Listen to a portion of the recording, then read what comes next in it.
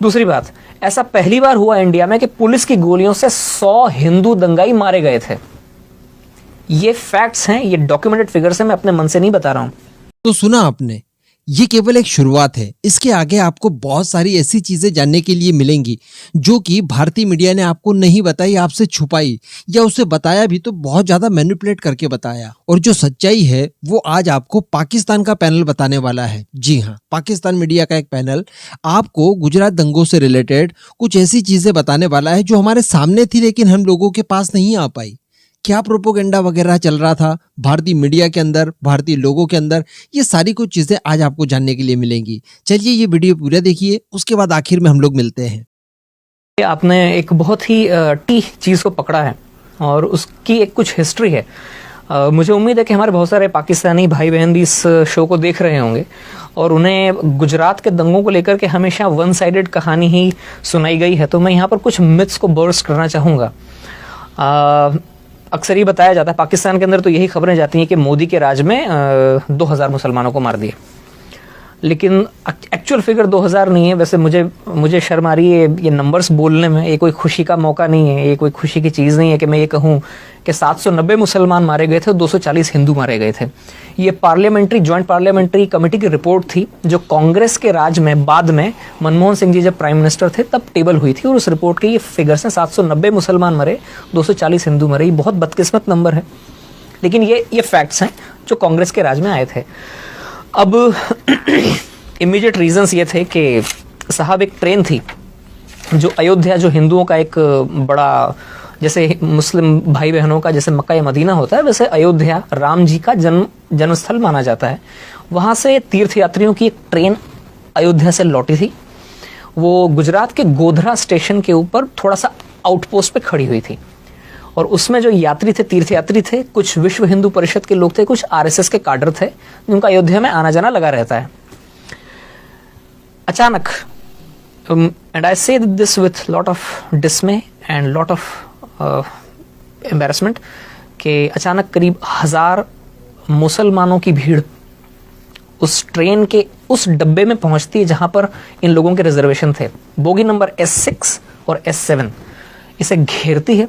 अचानक पथराव शुरू होता है और पेट्रोल में भिगो कर रुई के गद्दों को और तकियों को अंदर फेंका जाता है और आग लगाई जाती है, जिसमें 59 हिंदू जिंदा जलकर मर जाते हैं। 28 फरवरी सन 2002 का दिन था, सुबह 9:30 बजे के आसपास का वक्त था। इसमें 59 जो हिंदू जलकर मरते हैं। जैसे कि आपको जानकारी, इंडिया में जो स्लीपर डब्बे होते हैं उनमें 72 लोगों की सीटें होती हैं, तो 72 में से 59 लोग जलकर मर गए। उनमें 40 औरतें थीं और बच्चे थे।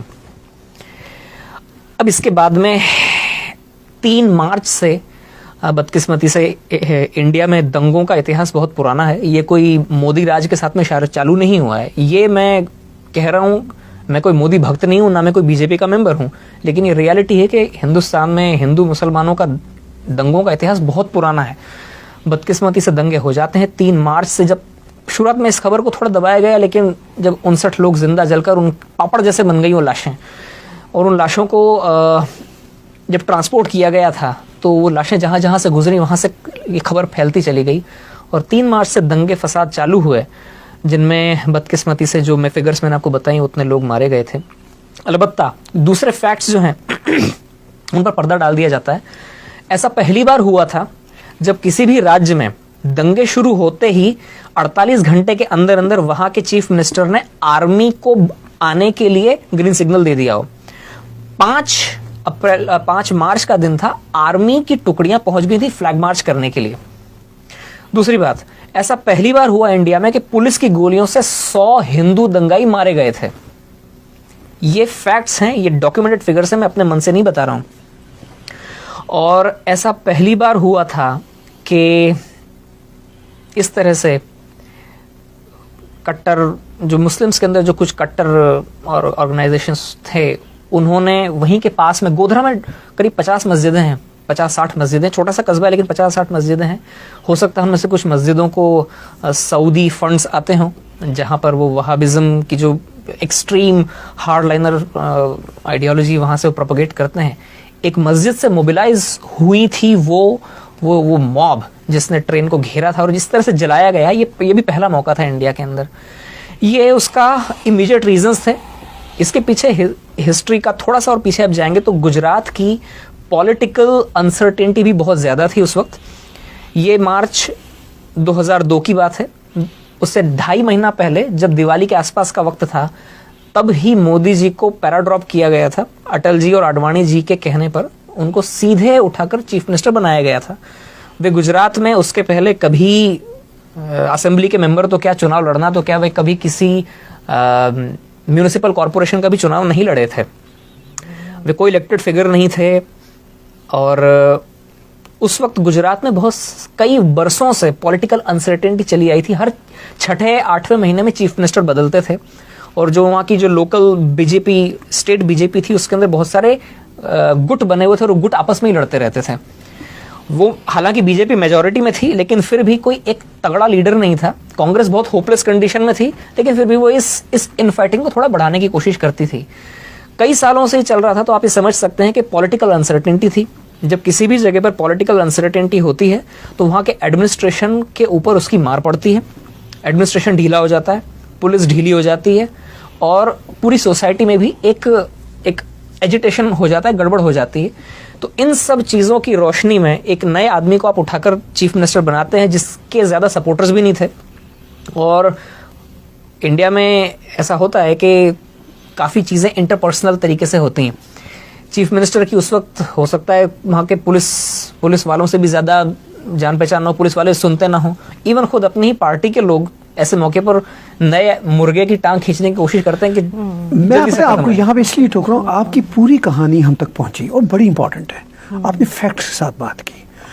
ये वो फैक्ट्स है जो हमारे दर्शकों को जानने की जरूरत है।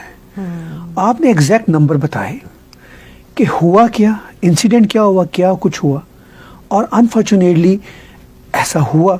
मगर उसके बाद हम देखते हैं कि वो ना तो मोदी साहब ने किया था, मोदी साहब ने कंट्रोल किए, और उसी स्टेट में जहां ये इंसिडेंट पहले हुआ करते थे, फिर हमें आगे ये पता चलता है कि उन्होंने मैक्सिमम उसको कंट्रोल किया।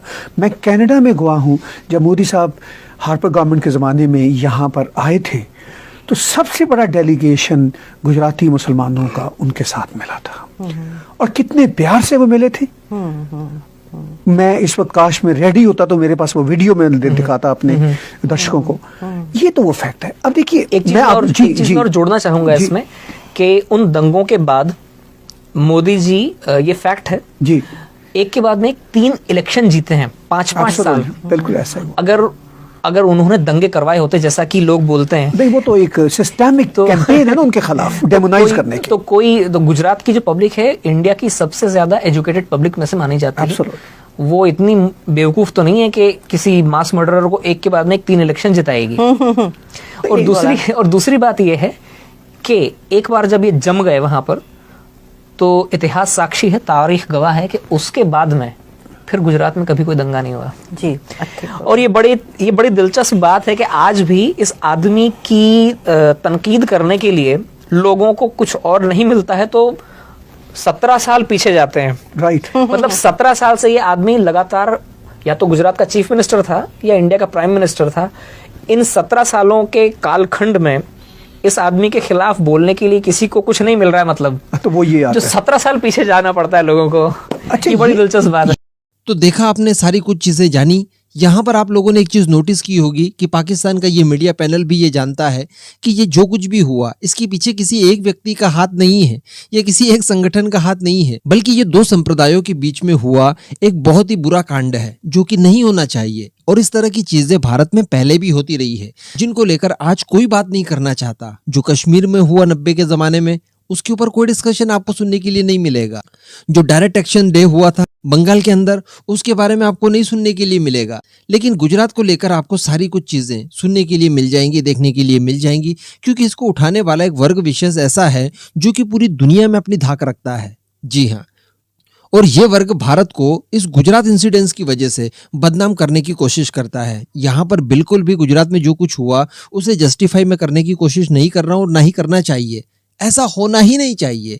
लेकिन बार बार उन चीज़ों को उठाकर भारत की छवि बदनाम करने की कोशिश, भारत का ही एक वर्ग विशेष करने की कोशिश करता है, जिसमें कई सारे मीडिया हाउसेस शामिल हैं, कई सारे एनजीओस हैं, कई सारे व्यक्ति विशेष हैं, और फिर भी इन लोगों का पेट नहीं भरा तो फिर आ जाती है बीबीसी की डॉक्यूमेंट्री। लेकिन सच्चाई क्या है वो आज आप लोगों ने एकदम करीब से जानने की कोशिश की, और आपको बताने वाले कौन थे?